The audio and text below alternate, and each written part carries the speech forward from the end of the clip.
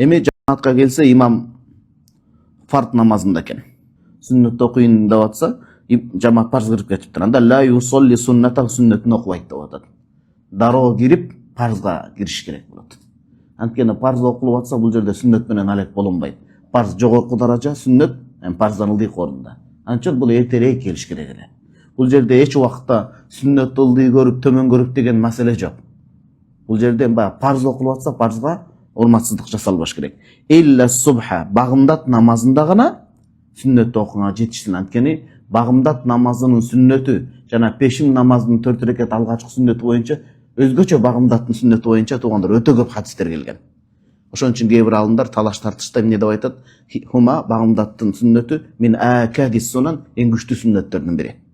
Пайгамбарыбыз саллаллаху алейхи ва саллям айткандай, дүйнө толо байлыктан артыгыраак дейт. Элестетиңиз, багымдаттын 2 рекат сүннөтү. Дүйнө толо байлыктан артыгыраак дейт.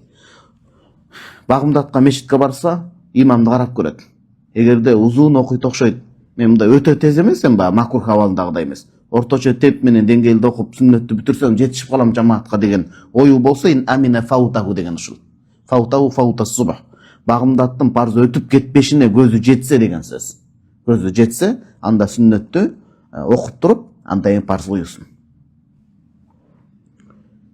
Сүннөткө жетишпей калды эмне болот? Келди, ойлоп көрсө сүннөткө жетишпей калат. Кыска сүрө менен окуп атыптыр. Анда сүннөт таштап парз